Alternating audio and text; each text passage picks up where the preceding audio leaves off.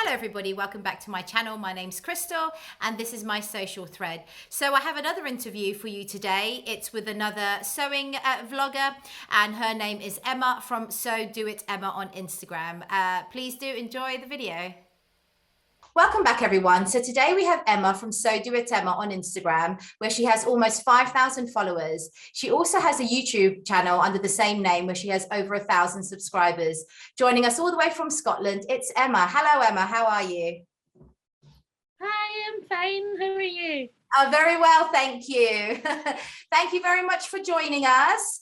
So as you know, this is a sewing channel. And my viewers would basically like to know how and when you started sewing. Well, I think it all started with maybe thinking about wanting to sew a dress. So I found out about a class and I went to that. And I think it was a Butterick 5748. Wow, so your first pattern was a big four. Luckily there was a teacher, so it was fine. It took me about 4, maybe 5 years to actually sew the hem and finish it. All it needed was hemming, and then by that point I would have had changed my shape and all the rest of it. So I was like, nice dress. So how long ago was that, Emma, when you did that first class? That was about 7 years ago. Oh, how lovely. And you've to figure that out earlier today. I was like, that was 7 years ago. Wow. Oh wow. So how has your journey been since then? Well, the last couple of years have been a bit crazy. Just been thrown away. Oh, that's nice. And you're still obviously enjoying sewing and everything. Yeah. Oh, yeah. that's good. It's kind of just it's just a safe place in a way, away from the world, whatever is going in the world. Just shut the door. Indeed, yeah, for me too. Can I ask when and how you started vlogging, Emma? Because sewing and vlogging are two totally different sort of things, aren't they? Yeah, well, I first started, I wrote it down. I think it was 2016, maybe 2017. And I did about 2 or 3 videos, and then life just got a wee bit turbulent, as I would say. And then just sort of stopped that and then restarted it in November 2020. And then since then I've been trying to do regular videos and no, it's great. You've got 1,000 subscribers, which is an amazing accomplishment. Are you enjoying the vlogging? I am, but it is a lot of work, and I think a lot of people appreciate it, but they don't know how much goes on behind the scenes. It doesn't take one take. Sometimes it takes about 3 takes. Yeah, I mean, I know what you mean. And then there's editing on top of that, adding your photos, captions, lots of things going on, isn't it? Yeah. Can I ask what camera you use? Do you just use a phone or do you have a special camera? I just use my phone, and that's for editing. I use iMovie and then all on my phone, and then I Bluetooth it over to my laptop, and then that sends it to YouTube. It's easier doing it that way because then I can type up all the notes. Yeah, that's handy. I know quite a few vloggers actually that just use their iPhone and the iMovie, and that's kind of like what most people go to. So it's nice to know, that lots of people are using that way of for doing their vlogs. Can I ask, Emma, what's your career or work background? Do you have a day job, or is sewing that keeps you busy all day? Well, a lot of my experience was in hospitality, working in coffee shops and stuff. Okay. Just before the pandemic hit, I was working at an office for about 9 months, and then just because that was temporary, that was like off the table from about 2 months into the pandemic because the contract ran out. So since then, I've been sewing. Which is nice. Can I ask what sewing machines you have, Emma? I've got a sewing machine which is Janome, and it's the SKC.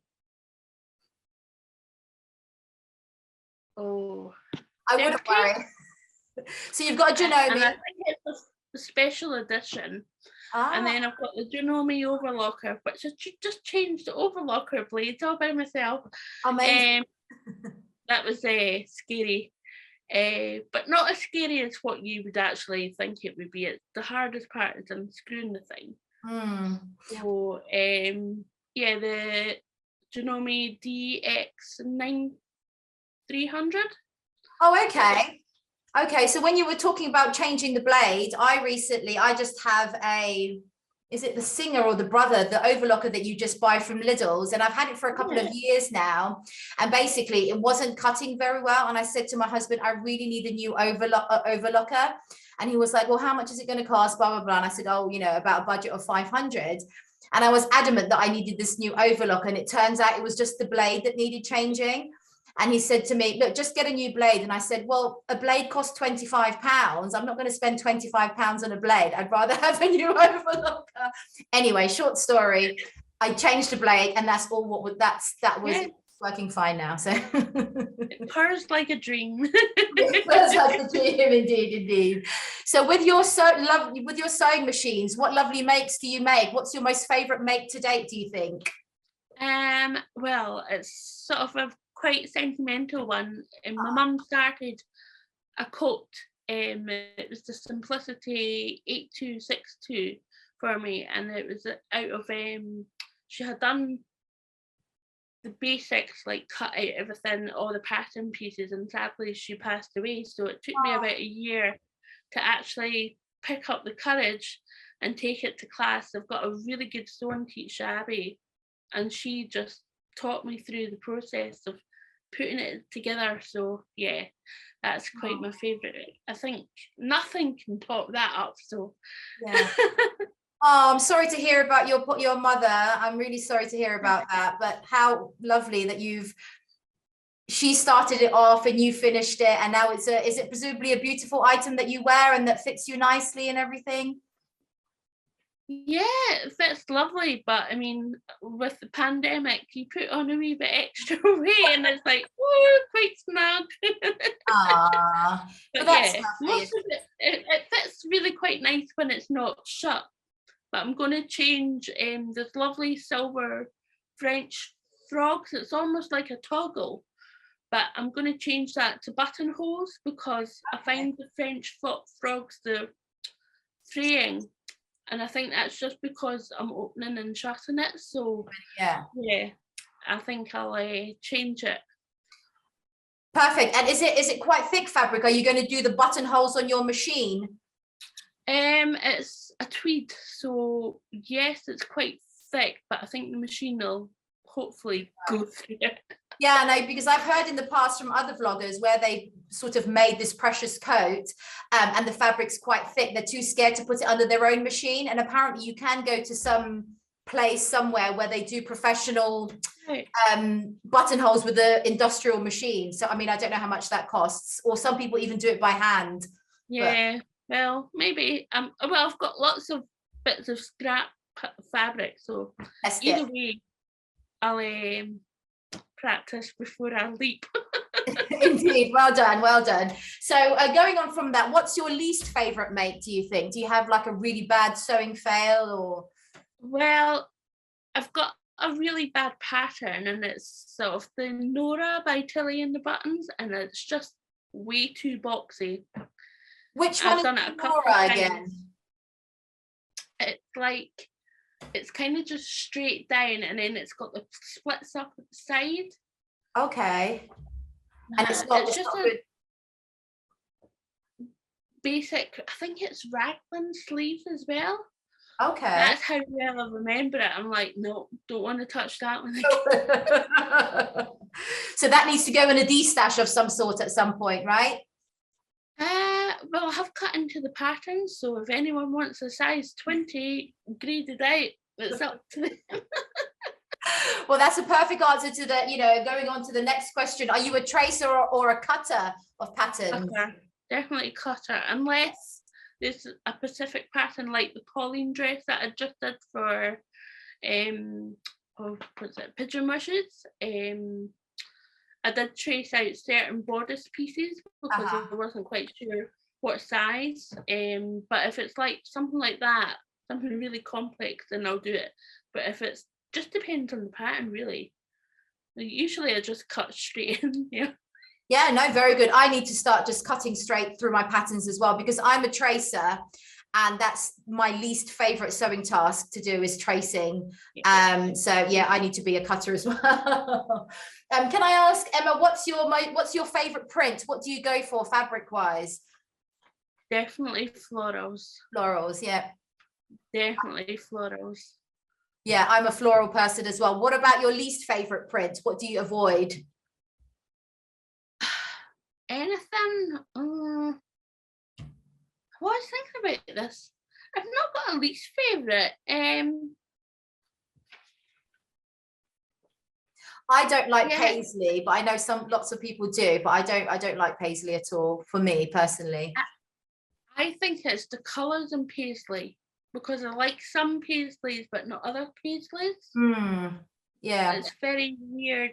Novelty prints, really badly novelty prints done. Like, you try to avoid like that. Like, no. And not for me. Not for you. And what's your favorite fabric base that you like working with? What do you normally go for? Definitely viscose or linen, sort of anything that drapes really well.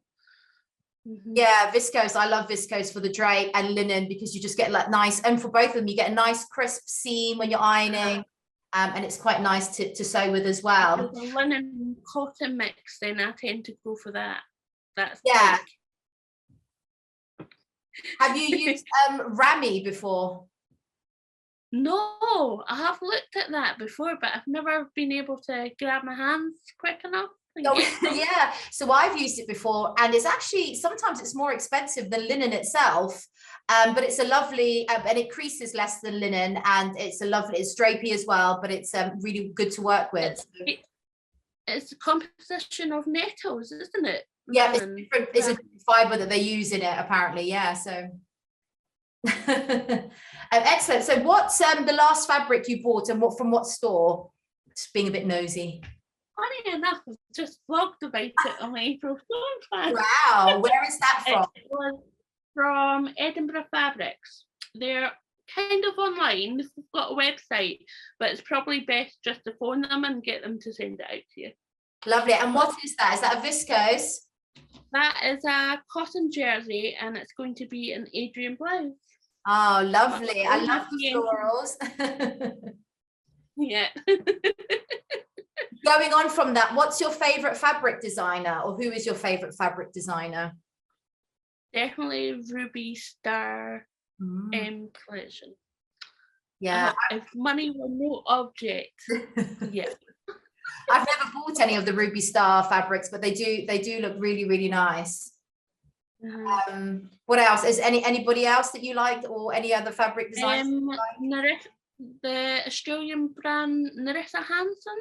Nerida Hansen, yeah, she's very good. Very expensive though, isn't it? Yeah. Which is a shame, but anyway, yeah, I guess for special occasions maybe. Very, yeah. I do like Liberty as well. You can tell that I've got expensive taste, but hey. I don't know if you've heard about Peter Horton. Have you heard about Peter Horton? Names ring a bell, but I can't. That fabric designer does very similar prints to Liberty. I don't know how he gets away with it, because they look very, very Liberty-like, but the price point is it's half the price. So I look out for that sometimes, because well, it's half the price of Liberty, and it's got the same look and feel of Liberty fabric. So there you go. And going on from that, what's the last pattern you bought? It's arriving hopefully tomorrow or the next day. It's the Ali Olsen Highlands wrap dress. Oh, I've got that on my sewing list. I'm making two hopefully this month, a toile and another one. Oh, how lovely. Excellent. Have you got fabric for that already? Hopefully. I've got viscose, which I'm going to have to maybe just see if I've got enough, because the pattern says about 5 meters for my size, where I've got 4 meters. Long as well. Are you going to do a maxi or midi version? Not quite sure, but it's part of our collaboration, so just watch this space. Oh, okay. Oh, excited to see that one then. Next question. What's the most expensive piece of fabric you've ever owned? It's definitely probably either a Liberty silk in black or the Gooper lace in mint, which I'm making a dress. It's kind of, in a way, so recreate the look from a monsoon dress.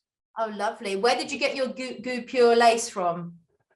I got it from a local fabric shop, Fabric Focus in Edinburgh. So yeah, like I recently bought some. Hunted high and low for it. Went all like online web shops, they didn't have anything, and then I went into Fabric Focus. Yeah. I was like, Kevin, seriously. I recently just bought some Ghee Pure lace, and it is expensive. I think it's like £20 plus per meter, but in Rainbow Fabrics, they were doing it for like $7.99. I mean, it was only in black, to be fair, but that was a very good price point. So I was very happy with that. I think there was 20% off when I bought it, I think. But I can't remember. It's that far back. No, here's my card. Just take my card. Lovely. Next question. What's your must-have sewing tool in your sewing room? It's definitely a rotary cutter or seam ripper. Ripper, lovely. I used to use a rotary cutter. I now have, I don't know if you've ever seen those electric scissors. Yeah, they scare me. I've not had an accident yet on the electric scissors, but I have cut myself on a rotary cutter before. Not very deeply, but anyway, there you go. Lovely. So what do you like watching vlogs? What's the last vlog you've watched recently? Sewing vlog. It was funnily enough, Adele. Lovely. Which one did you see? It was the latest one. It was her collab with is it Anna? She's done the Elodie dress, and it was a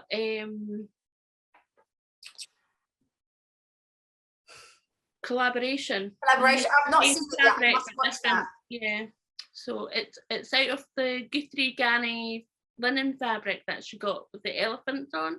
Oh yeah, she did the Elodie wrap dress. Is that the one? Yeah. Yeah. Oh, okay. I have to see that. I haven't seen that yet, but I've seen her photos on Instagram for that. It's absolutely stunning.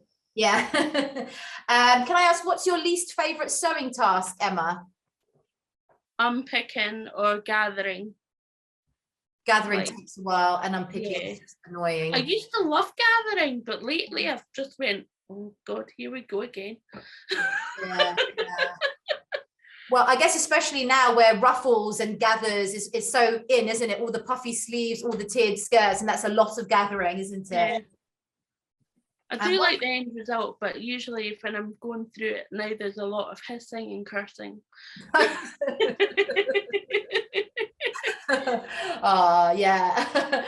What's your color palette, Emma? What sort of colors do you go for, fabric wise? And I think there's a lot of blues and pinks, and definitely navies and earthy tones like greens and stuff. Lately, sort of even last autumn, I was really drawn to like caramels, like the yantas, the heather jacket, sort of all caramel brick colors. I'm like, okay, they're not technically in my color palette, but I kind of just went for it. So. And what sort of things do you like sewing? What sort of your design aesthetic? I like sewing dresses, but I really want to try and sew a lot more separates so I can build up on an outfit rather than just having a dress and having nothing else to throw over. I'm the same as you. I started off with dresses and I'm just like drowning in dresses, but now I'm trying to do blouses and skirts and things just to fill up my wardrobe a bit. But yeah, so that's kind of where I was going with my Make 9 as well. So you sort of see there's a duster, Cambria duster there, and then you've got the trousers and a couple of tops and stuff. I'm just trying to, right, Emma, you need more trousers, you need a skirt. Not all dresses. So you're trying to do like a capsule wardrobe for your Make 9, as it were? Kind of, yeah, kind of. But I think definitely the colour palette tells everything here. When I look back on my vlog, I was like, oh wow, all the colours, like pastels and navies. Let's go nicely together from that stack. I can see the colours are all blending in nicely together. Yeah. It's just like, what? I think Tom Cat's dictionary is getting to me.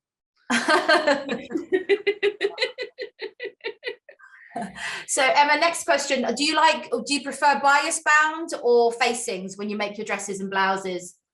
That's a really tricky one. I would say facings, but I'm partial to bias as well, just depending on what the pattern is. Yeah.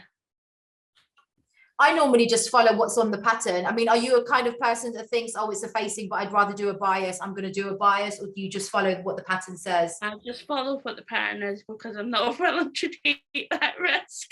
Yeah, me as well. Me as well. So Emma, what's on your cutting table? Do you have a new project on the go, or are you about to start one? I've been sticking PDFs together today. Boring subject ever. Yeah. Which pattern are you putting together? I'm putting the Coley blouse together and a tester together at the same time. So can't talk much about the tester, sorry. Of course. Do you watch something whilst you're sticking things together? How do you keep yourself busy? Vlogs. Vlogs. All the vlogs. Vlogs, and me as well. And so my next question would be, have you learned anything new sewing related, or just in life in general? Anything new that's fun or interesting? It's just such an amazing community. Like, you just get to meet people like yourself, and it's just like from all over parts of the world as well. And you get so many new skills just by sitting, listening, or watching as well. It's just an amazing community. I totally agree. There's different ways of doing stuff. You might find some way other better. It's just amazing. I totally agree. I think the sewing community is great. Like I say, but such a diverse sort of bunch of people. Everybody's so super friendly, and it's just seeing people's makes, inspirational, all these Instagram photos of how people interpret the designs and everything. I think it's really, really great. Apart from sewing, Emma, do you have any other hobbies, or does sewing keep you busy all the time? Sewing takes up a lot of my time, but I do dabble in a wee bit of silver clay jewellery. And a bit of photography. And gardening. I've got a garden that's like a bomb site at the moment. Quite literally, I'm like, oh no, all the weeding to be done.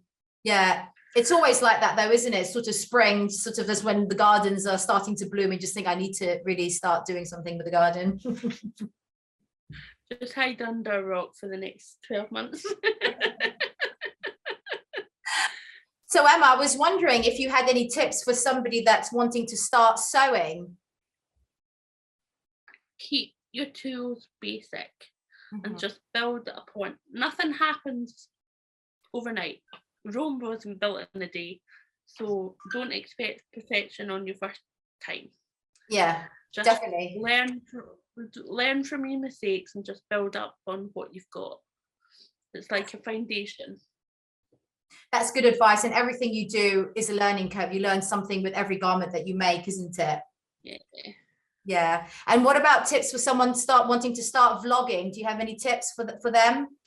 And keep it basic, because you don't know if you're going to like it. practice. Lovely. And Emma, I know that you do guest blogs for people. Are you actually a permanent blogger for anybody?